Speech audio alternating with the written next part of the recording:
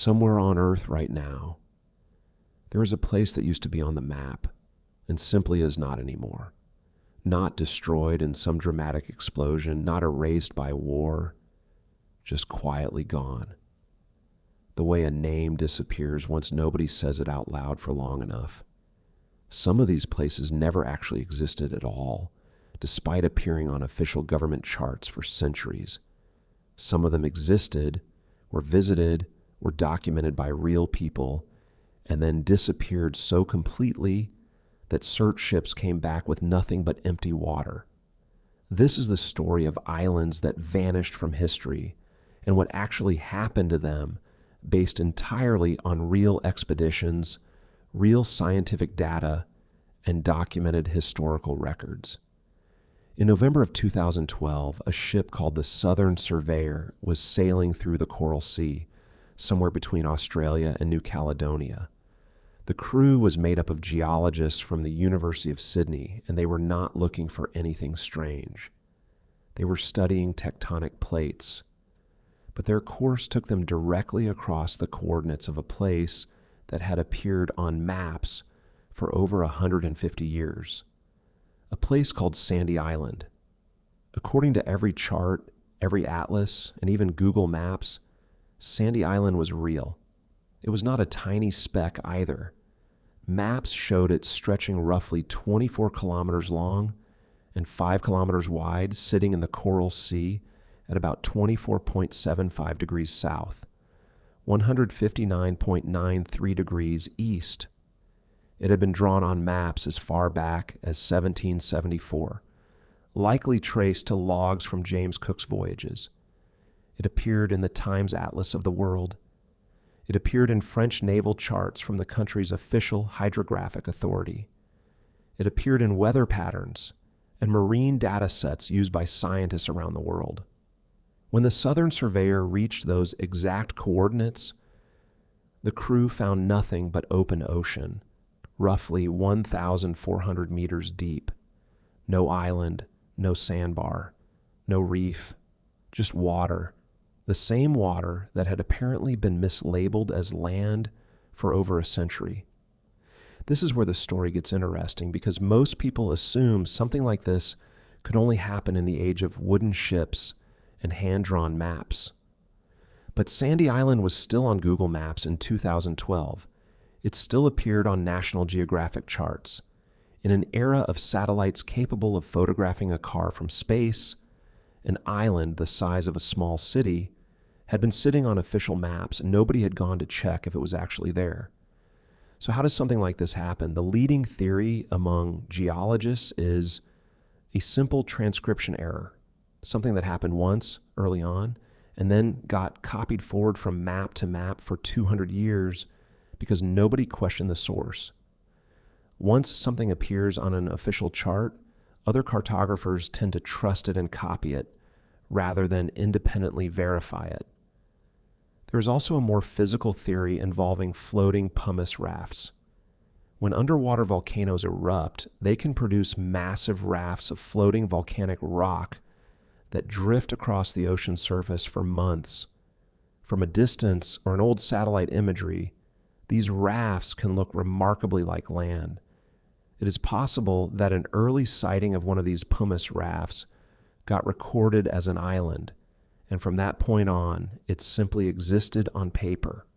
Weeks after the University of Sydney expedition made headlines, Google quietly removed Sandy Island from Google Maps, a place that millions of people had seen, that showed up in searches, that existed in digital form for years, simply vanished with a database update. It is one of the strangest confirmed cases in modern cartography, a genuine island that existed only on paper and on screens, verified as false only because a group of scientists happened to sail directly through it while studying something else entirely. Sandy Island is strange, but it is mostly harmless. Nobody lost money over Sandy Island. Nobody built a national policy around it. The next case is very different because this missing island became part of a real international dispute involving oil rights, government expeditions, and conspiracy theories that are still discussed in Mexican media today. Its name is Bermeja, and it first appeared on a map in 1539, drawn by the Spanish cartographer Alonso de Santa Cruz. It was placed just north of the Yucatan Peninsula in the Gulf of Mexico. For centuries, Bermeja sat quietly on Spanish and Mexican maps as a small island near the coast, mostly forgotten, the kind of place that shows up in old atlases, but nobody thinks twice about. That changed in the early 2000s when Mexico and the United States were negotiating maritime boundaries in the Gulf of Mexico, specifically an area known as the Western Gap. This region matters because it determines who has the rights to drill for oil beneath the seafloor. Under international maritime law, a country's exclusive economic zone extends outward from its coastlines and its islands. If Bermeja existed, it would have shifted Mexico's maritime border significantly, potentially giving Mexico control over oil reserves worth billions of dollars. So in 1997 and again in 2009, Mexican naval and scientific expeditions sailed to the exact charted coordinates of Bermeja to confirm the island for the boundary negotiations. Both times they found nothing. Open water, roughly 2,600 feet deep at that location. No island, no sandbar, no reef breaking the surface. This is where the story becomes genuinely fascinating, because the timing raised real suspicion in Mexico. Bermeja's disappearance was first seriously investigated right as the country needed it most for oil negotiations. Mexican newspapers and even some politicians floated the theory that foreign intelligence agencies, some specifically named the CIA, had somehow destroyed the island to shrink Mexico's maritime claims and its access to oil.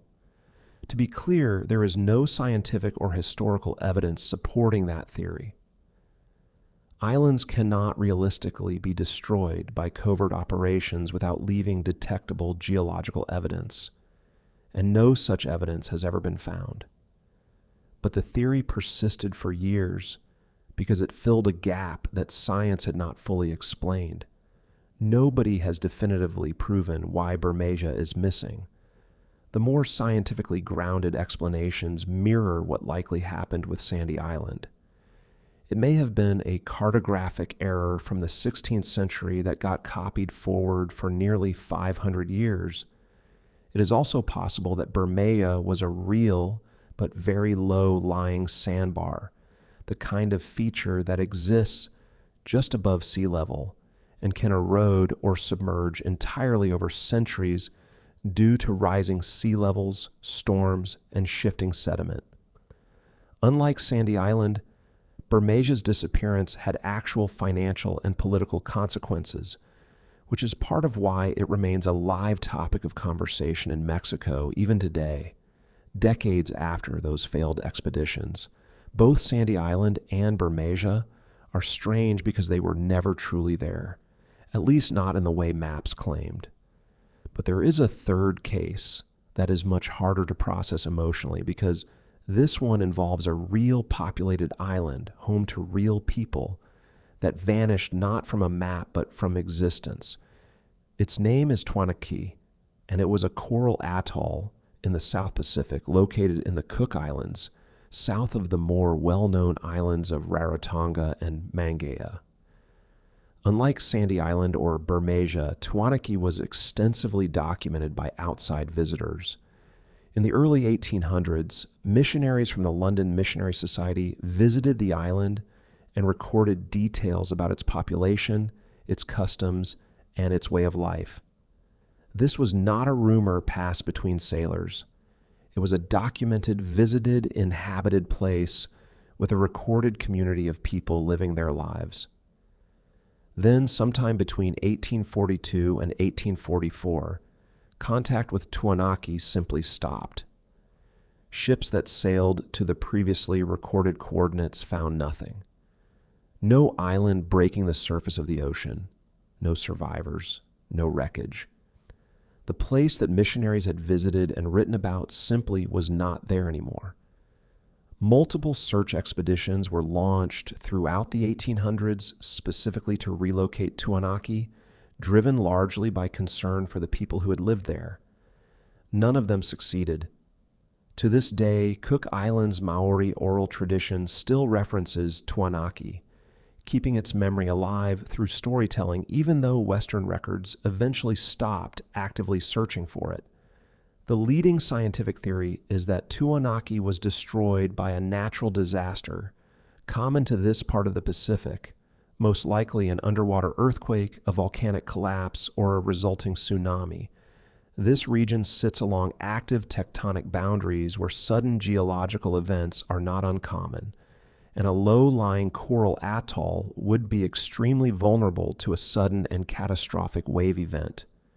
However, there is no physical evidence, no wreckage, no confirmed underwater site, nothing that definitively proves what happened. All we have is missionary documentation confirming the island and its people existed, followed by an abrupt and total silence. Tuanaki remains one of the only documented cases in modern history of an entire inhabited island effectively disappearing within living memory, with no confirmed explanation and no closure for what happened to the people who lived there. These three cases represent three very different kinds of missing islands. Sandy Island, a phantom that never physically existed, but persisted on official maps for over a century. Bermeja, an island whose disappearance became entangled with real geopolitics and oil rights, sparking conspiracy theories that continue today. And Tuanaki, a real populated place that vanished along with its people, leaving nothing behind but written records and oral tradition.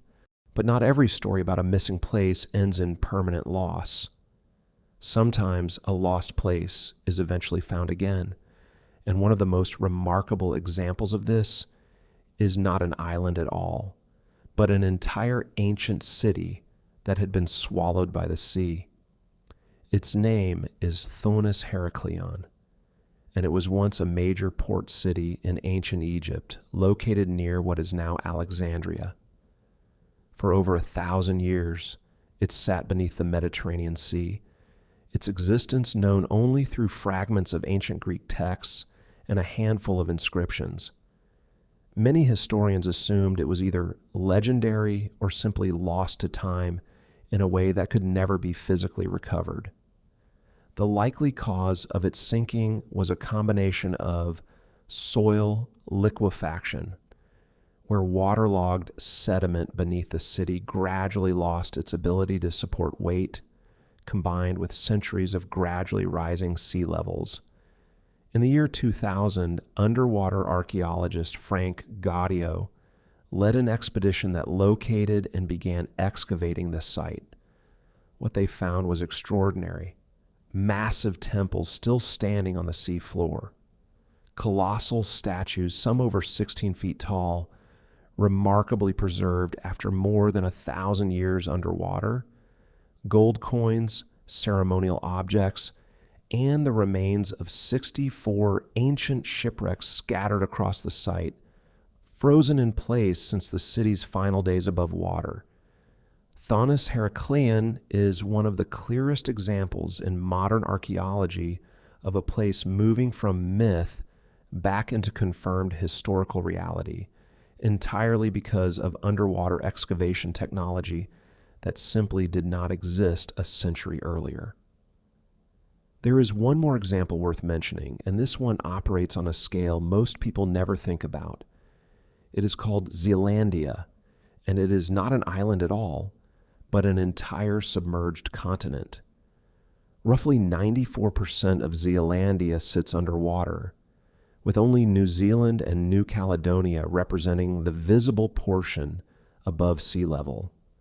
Parts of it were first charted by the Dutch explorer Abel Tasman all the way back in 1642, though at the time nobody understood what they were actually looking at. It was not until 2023 that scientists at GNS Science in New Zealand completed a full geological map of Zealandia, formally confirming it as a distinct continental landmass, nearly 400 years after the first European contact with its edges. It stands as one of the most significant geological discoveries of the 21st century, and most people have simply never heard of it. So what connects all of these stories? Sandy Island shows how easily false information can survive for centuries once it becomes part of an official record, persisting even into the era of satellite mapping. Bermeja shows how the disappearance of a place can carry enormous financial and political weight, sparking real disputes between nations. Tuanaki is a reminder that history is not just about places, it is about people, and that entire communities can vanish with painfully little explanation.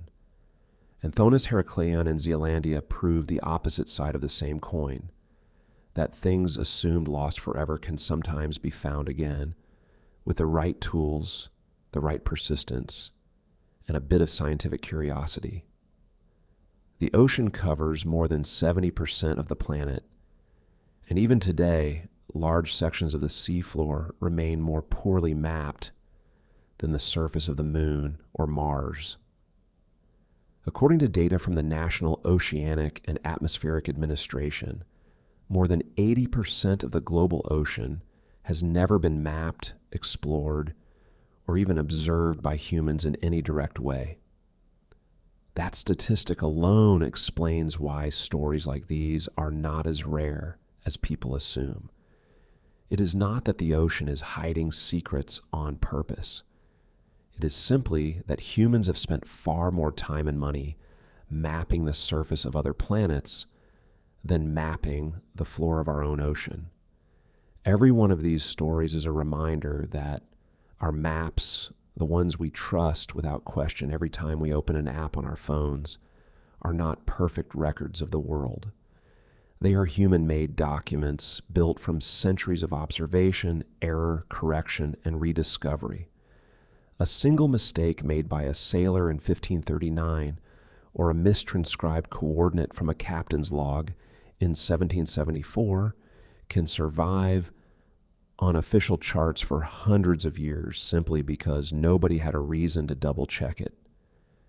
It took a group of geologists accidentally sailing through the wrong patch of ocean to finally correct a map that had been wrong since before the United States existed as a country. And then there is Tuanaki, which is really the emotional core of this entire topic. Sandy Island being wrong is a curiosity. Bermeja being wrong is a geopolitical inconvenience. But Tuanaki was home. It had families, customs, a way of life that missionaries specifically took the time to document because they considered it worth remembering. And within just a couple of years, it was gone, with nothing left behind except written records from outsiders and oral history passed down by the people of the surrounding islands. There was no CNN, no satellite footage, no black box to recover. Just silence where a community used to be. What ties all of this together is a simple and slightly uncomfortable truth. We assume the modern world has already discovered everything there is to discover. We assume that if something exists, it has already been mapped, cataloged, and confirmed by satellites. But Zealandia, an entire continent, was only formally confirmed in 2023. Thonis Heracleion, a major ancient city, was only rediscovered in the year 2000 after sitting under the Mediterranean for over 1,000 years. These are not obscure academic footnotes.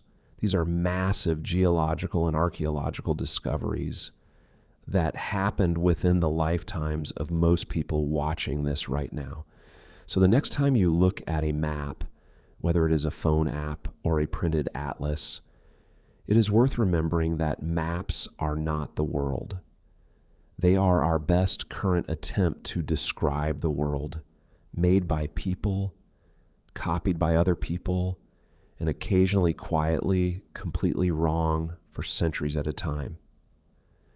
If you found this as fascinating as I did, let me know in the comments which of these stories surprised you the most: Sandy Island, Bermeja, Tuanaki, Thonis Heracleon, or Zealandia. And if you want more deep dives into real mysteries, backed by actual research and documented history, make sure you are subscribed, because this is only the beginning.